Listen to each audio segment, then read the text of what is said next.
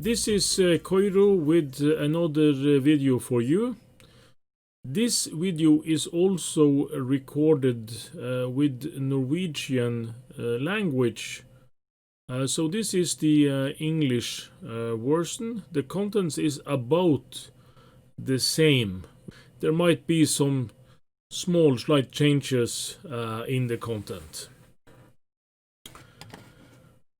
But what we are going to look into today is this leaflet that's a copy distributed by mail back in the day. And it's from this company REC-Cinet, that was a Norwegian-based company. And this is the 1990 price list. And this is just a short summary of what's contained within the price list. They have memory boards, game cards, this memory board with DIL sockets. They have keyboards, switch boxes, all kinds of variations of switch boxes. And this was passive switch boxes that you could use to switch almost anything. And you also had serial cards and other EO cards. This 4-port serial card was the extreme version. Yes, and this is more the normal cards, serial and printer cards, and they have this text where they show that this is out of stock, and they sold some of these items as goods that they bought in large quantities. And this is the normal serial card that you had in every computer. And some of these boards that had only one port also had the sockets to put in the controller and the bus drivers to make them 2-port. Yes, and you can also see buy quality, buy with REC-Cinet. And you could put your order in by fax. That brings back some memories. Yes, and this is serial cards continuing. Game card, serial card, multi-card. Parallel card with only parallel ports. Game card, and this was the original analog game card. That was normal on IBM computers and stuff. And this is just the joystick, the analog joystick that fits into this. They had quite low prices on every one of these docks back in the day. Yes, and memory cards. This memory cards is the LIM variant, and the LIM was the Lotus Intel Microsoft standard for memory extensions, where they had this 64K window that was mapped that you used to address this. And these cards also could use the EMS standard. And this was the up to 8 megabytes. And they was delivered without memory chips. Memory chips was very pricey, and the price was also varying throughout, so it was no use to put them in stock. And this is a bigger version of the same card. They state that this is the same. And this is a slightly older version with 3.2 LIM compatibility. And they state that this is included software, and every one of these cards needed software drivers back in the day to map this window for the LIM compatibility. And this was quite a cheaper card. It's been on the market some time, so it was slightly cheaper. And this is the chips themselves, and this is an old one we have seen before. This is the same as in Commodore 64. And they sold them for 21 Norwegian krone, and that was quite cheap. And the price was dropping to 17.5 with 100 chips. And this is the big brother. And the price was only slightly higher. Yes, and this is more modern chips. that was used also on this memory board. And some of this board can use every chip. And this is the ordinary SIM modules. And all the SIM modules back in the day had 9 bits and 9 chips, so that you had the parity bits with you. And you can see that was 1200 Norwegian krona for one chip.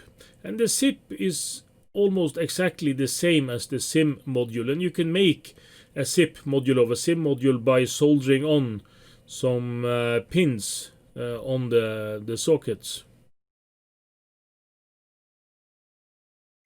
VGA card, and this is the 8-bit version of VGA card. It was probably a 256 kilobyte card, if you see on the modes that they have listed up here. Nothing special about this card.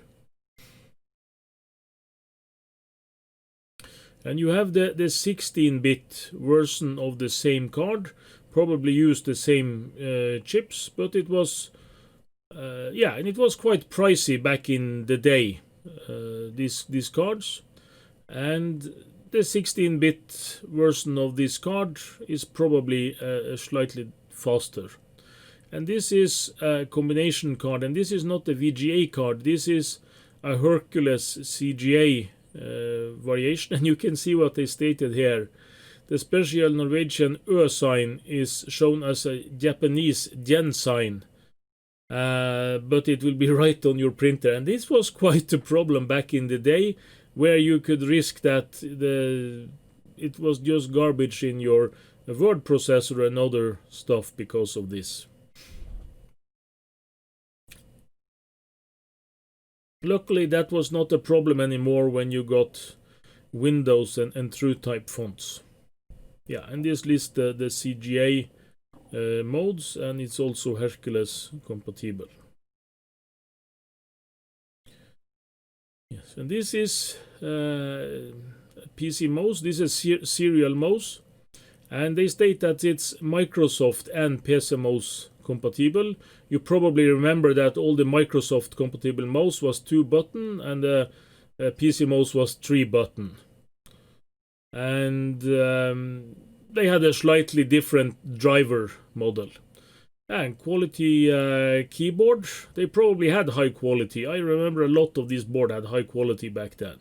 Floppy controllers, nothing unusual about that. Quite pricey because the controller chip in itself was expensive.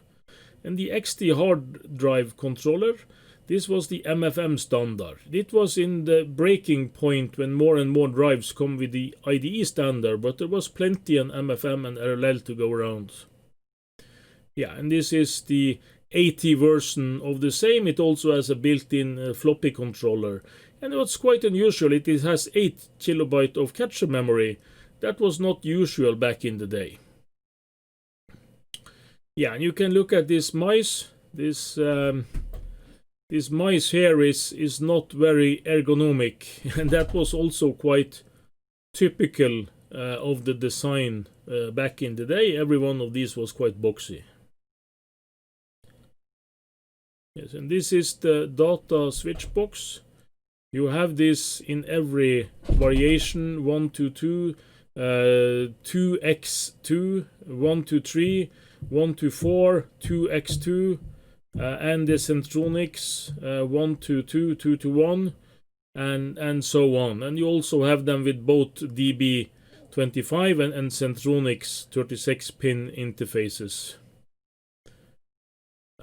They had all kind of variation back in the day, and a lot of manufacturers had boxes that almost looked the same. And this is the standard cable items. A lot of the importers back in the day started with selling cables because it was a lot of money in cables back in the day. This was before network, so you needed this kind of cables everywhere to share printers and modems and stuff. And they have stricken out their office hours because they also have other jobs at the time and they couldn't wait at home for somebody to call. Extension cables, this is also used for the switch boxes, and these are the Centronics to Centronics for the printer switch boxes. You had to use them because this was the standard for printers back in the day in different lengths. And you have these adapters for 25 to 9 pin and gender changers. And you probably remember, if you was in the business back then, that you could have several of these connected together to reach whatever contact you needed. Yes. Disk boxes, standard disk boxes. The disk boxes for the 3.5-inch floppy drives was made as 2 rows wide by 40 disks in the depth. And cleaning disk, this was provided in a small box with a small bottle of alcohol to clean this isopropanol. And this is you have the option to send it by mail, and this is the mail form or fax form.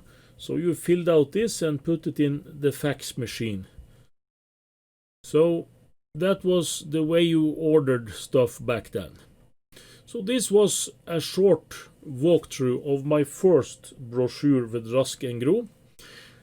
In the next couple of videos, I will present some more of the material I have from REC and Gro's. They later changed to REC computers and started to manufacture their own line of computers. And I actually sold quite a lot of these computers back in the day, and I will provide some more info about this and leaf through some of the other brochures in the next videos. So thanks for watching. Hope to see you again soon in my next video. If you want to be notified when I post new videos, please subscribe to the channel. And as I provide this video both in English and Norwegian language, I will test if there are some demand for this. So if you rather like the Norwegian version, please press like on the Norwegian one, and I will see if I provide more content in Norwegian at a later time. So thanks for watching. See you in the next video.